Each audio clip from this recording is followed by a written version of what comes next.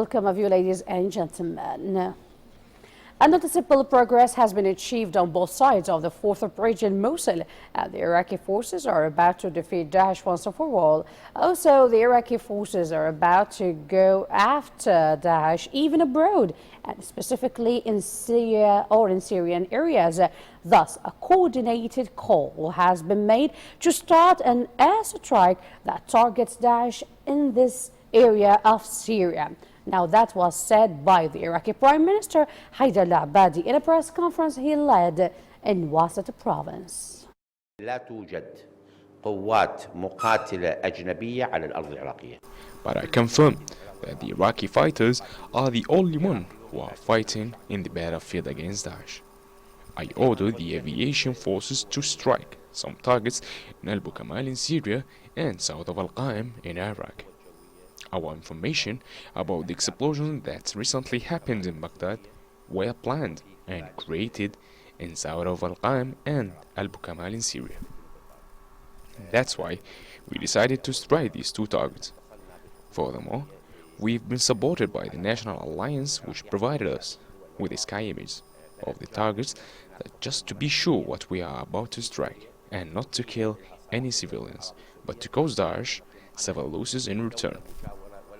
Adding to that, the first time we called the Syrian government asking for their permission to strike these two targets, because we respect the Syrian government and we did that to protect Iraqis.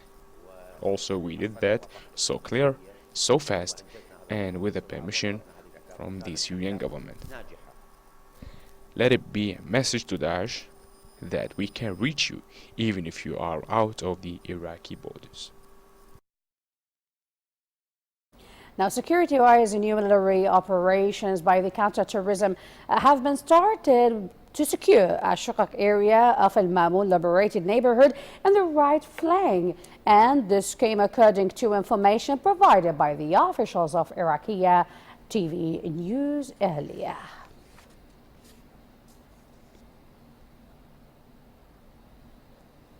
Iraqi army forces liberated Al-Darmaji village and raised the Iraqi flag on its main buildings. Also, the federal police forces have liberated Al-Tayran and the Josak areas to control the right side of the fourth bridge afterwards, and causing severe losses to Daesh accordingly. That was stated by the head of Nineveh, where coming operations, Abdel Amir Yarallah.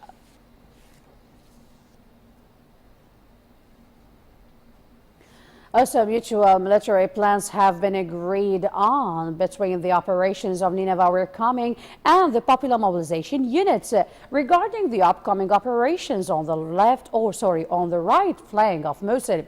Meanwhile, the Popular Mobilization Forces, along with the Iraqi army units, run the operations of the first axis, whereas the second axis is run independently by the Popular Mobilization Forces to recapture Atshana Mountains towards the western side of the right flank.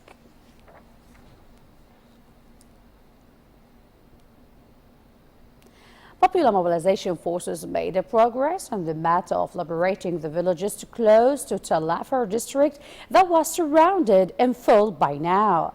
Also, the forces have managed blocking the upcoming aid from the Syrian boundaries to Daesh by liberating the right flank of the city.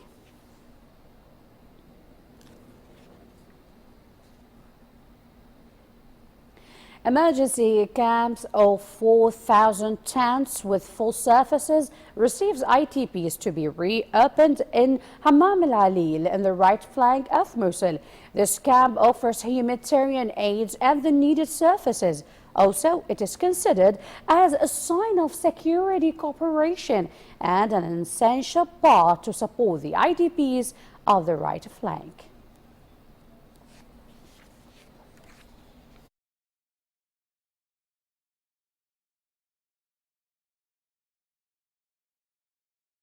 The security measures that were applied on the IDPs have resulted in capturing terrorist elements among the families. The national security and the intelligence units were also able to arrest many terrorists in those operations meanwhile.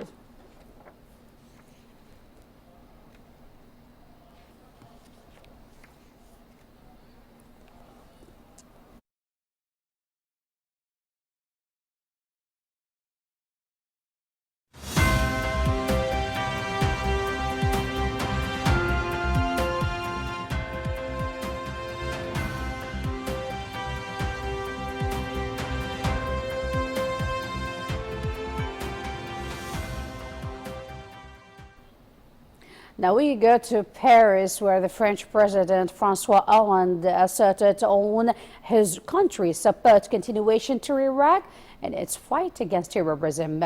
This would be in the regard of rebuilding the recaptured areas and help Iraq to maintain the peace and unity in the country. Also praising at the same time the victories achieved by the Iraqi forces in this fight.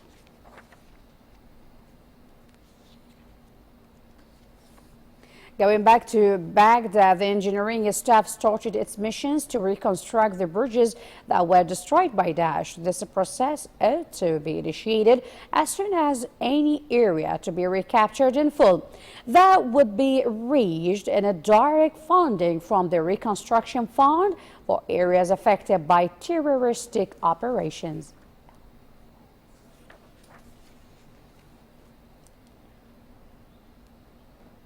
Also in Baghdad, a number of injuries from army and popular mobilization forces would be sent for treatment in Romania's hospitals.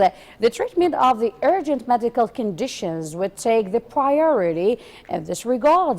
That was stated by Adil Ahmoud, Minister of Health and Environment, in her meeting with the Romanian Ambassador Jacob Prada.